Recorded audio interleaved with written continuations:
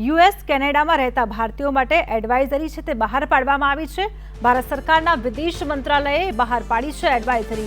ભારતીય સામે વધતા અપરાધોને લઈને ચિંતા વ્યક્ત કરવામાં આવી છે, તો ભારતીય નાગરિકો અને વિદ્યાર્થીઓને સતર્ક રહેવા માટે સૂચના આપવામાં આવી છે।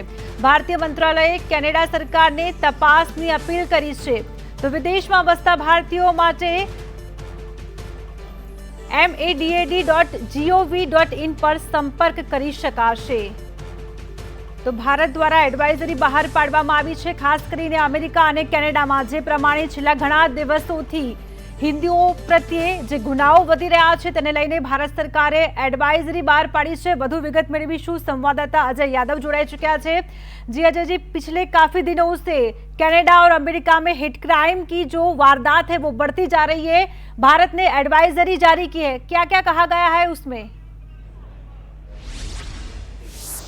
देखिए, भारत सरकार की तरफ से या कह सकते हैं कि भारतीय उच्चायोग की तरफ से कनाडा में खास करके भारतीयों के लिए जो एडवाइजरी जारी की गई है उसके 10 पॉइंट बनाए गए हैं और खास करके उसमें सबसे महत्वपूर्ण बात यह है कि खालिस्तान देश के समर्थन के लिए वहां पर जो खालिस्तानी हैं, खास करके पंजाबी समुदाय से जुड़े हुए लोग जिनका खालिस्तान में इंटरेस्ट है, उनकी तरफ से 19 सितंबर को एक जनमत संग्रह कराया गया था। इस जनमत संग्रह को लेकर के भारत सरकार की तरफ से कड़ी आपत्ति जाहिर की गई थी।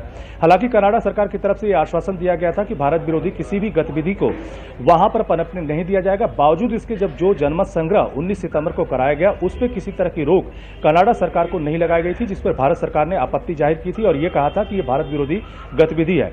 इसी जनमत संग्रह के ठीक बाद कनाडा में एक मंदिर है जहां पर हिंदू समुदाय को टारगेट करते हुए न सिर्फ मंदिर में तोड़फोड़ की गई थी बल्कि हिंदुओं को निशाना भी बनाया गया था। और इसके अलावा कई सारी ऐसी घटनाएं हुई है जिसमें कहीं न कहीं भारतीय समुदाय के ऊपर हिंसा करने के आरोप कहीं न कहीं कनाडा में लगे हैं। तो ये तमाम सारे पॉइंट्स को लेकर के भारत सरकार की तरफ से या भारतीय उच्चायोग की तरफ से एडवाइजरी जारी की गई, जिसमें यह भी कहा गया कि जो भी भारतीय वहां पे रहते हैं, खास करके जो खालिस्तानी हैं, उनसे किसी भी तरह के संपर्क में न आए और अगर उनको किसी तरह की कोई समस्या आती है तो मदद नाम का एक पोर्टल लॉन्च किया गया है। इस पे अपनी मदद के लिए वो गुहार लगा सकते हैं। इसी तरह से अगर उनके खिलाफ नस्ली हिंसा अगर होती है तो वो भी इस मदद नाम के पोर्टल पे जाकर के अपना जो मदद की गुहार लगा सकते हैं और भारत सरकार उनकी सहायता के लिए तत्पर है। लेकिन इसमें सबसे बड़ी बात यही है कि जिस खालिस्तानी संगठन को लेकर के भारत सरकार ने कनाडा सरकार से शिकायत की है, वो संगठन सिख फॉर जस्टिस नाम से है, जिसको पहले ही भारत सरकार की तरफ से बैन किया जा चुका है। और ये कहा गया है कि जो भी इस संगठन से किसी भी सूरत में जुड़ा रहेगा उसे भारत सरकार बख्शेगी नहीं। तो कई सारे ऐसे पॉइंट हैं जिसको लेकर के भारत सरकार की तरफ से या भारतीय उच्चायोग की तरफ से खास करके कनाडा में रह रहे भारतीयों के लिए एडवाइजरी जारी की गई है।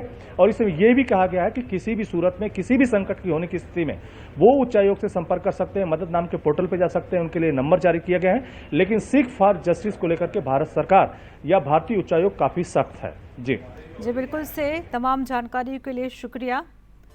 तो भारतीय नागरिकों માટે ભારત દ્વારા એડવાઇઝરી બહાર પાડવામાં આવી છે, ખાસ કરીને છેલ્લા ઘણા સમયથી હેટ ક્રાઇમ અને સાંપ્રદાયિક હિંસાના જે કિસ્સાઓમાં વધારો થઈ રહ્યો છે તેના માટે ભારતીય નાગરિકો અને વિદ્યાર્થીઓને સુરક્ષિત રહેવા માટે કહેવામાં આવ્યું છે।